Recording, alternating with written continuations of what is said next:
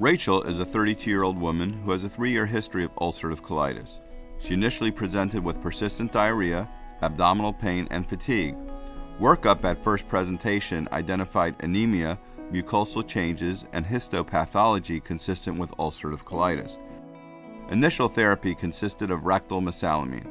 When the symptoms subsided, she was converted to oral mesalamine, 1.6 grams 3 times per day. Hey, Jason, can you come look at something real quick? Rachel and her husband are graphic designers who have their own small company. They have been married for 5 years and would like to start a family soon. Other than ulcerative colitis, her medical history is unremarkable. She is fit and active and consumes a largely vegetarian diet that is low in fat. Neither she nor her husband drink alcohol or smoke. Rachel is highly informed regarding her disease and has professed a reluctance to use long-term pharmacologic therapy. About 1 year after initiating oral mesalamine, she stopped taking the medication without consulting the office and experienced a flare that again required rectal therapy. Since that time, she switched back to oral mesalamine and has been adherent to this therapy for 18 months. Hi, Rachel. What brings you to the office today? Have you been experiencing any symptoms? Well, I do have some occasional loose stools. It's not at all like when it flares, but the symptoms bother me once in a while. I also wanted to talk to you about possibly stopping the medication I'm on. My husband and I would like to start a family, and I'm just concerned about taking any medication while I'm pregnant. I've done some research on alternative therapies. If you're having persistent symptoms, that's something we should discuss. We could do another colonoscopy to see if there's evidence of disease progression. We could also discuss more advanced therapies, such as immunomodulators. However, advanced therapies may also be an issue during pregnancy. To answer your question, I really think you need to stay on the mesalamine for now, especially if you're considering starting a family. You remember that you had a flare the last time you stopped taking it. Yes, I do. I don't want to go through that again. But I've read a lot about these diets that are supposed to help, and things like probiotics and... Rachel, I strongly encourage you to continue taking the mesalamine, including during pregnancy. How about we schedule an appointment for 6 months from now to see how you're doing then?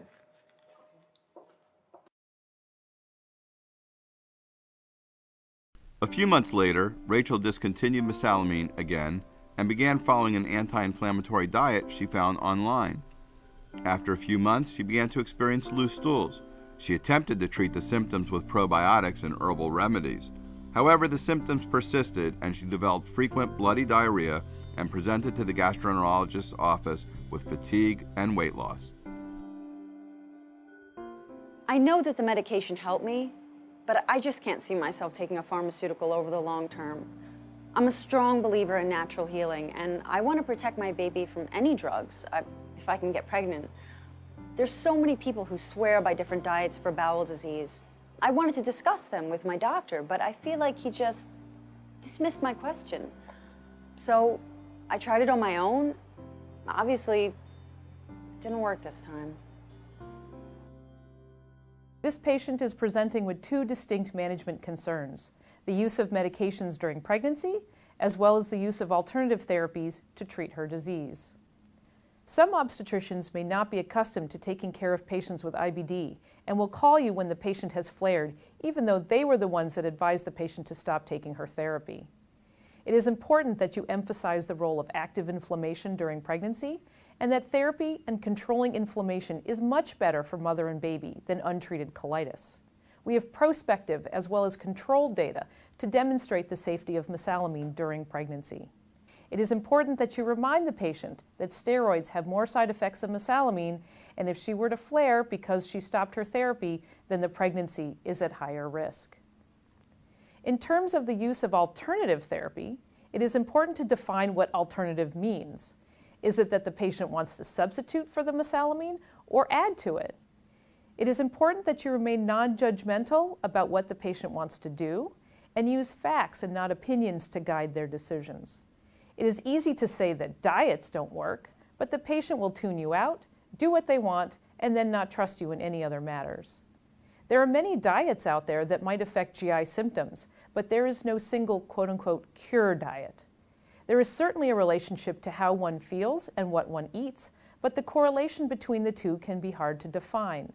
Food items have hidden baggage, like exposure to pesticides, processing agents, and even hormones in the meat supply. So who is to say that someone does not feel better by eliminating a food group? The same goes for supplements and herbal products. There indeed may be science behind some of these agents, and you can point out that aspirin is made from the bark of a tree, so you are a believer in natural products. It is just that there needs to be controlled trials and not just anecdotes and testimonials for its use. Hi, Rachel. Hi. What brings you to the office today? Have you been experiencing any symptoms? Well, I do have some occasional loose stools. It's not at all like a flare-up, but the symptoms bother me once in a while. Actually, I wanted to talk to you about possibly stopping the medication. My husband and I would like to start a family soon, and I'm just concerned about taking any medication while I'm pregnant. I found a number of alternative therapies online that are supposed to help with IBD. First of all, if you're experiencing persistent symptoms, that's something we should discuss. We could do a colonoscopy to see if there's evidence of disease progression. We could also discuss more advanced therapy like immunomodulators. However, more advanced therapies may also be an issue during pregnancy. For now, I think the best therapy for you is to continue taking the mesalamine as prescribed, especially if you're considering becoming pregnant. As you recall, the last time you stopped taking it, you had a serious flare. What about alternative therapies? I've read a lot about different diets and probiotics. A friend actually recommended acupuncture. I'm glad you came to me with these questions, Rachel. There are a variety of other diets that people have suggested may help control or inhibit inflammation. These diets are based on the theory that certain foods may promote or inhibit inflammation. So, for example, eliminating foods that increase inflammation or consuming more foods that fight inflammation could help maintain remission. However, right now, there's little evidence to support that effectiveness with IBD. There's also no evidence to support the use of herbal remedies or other alternative therapies.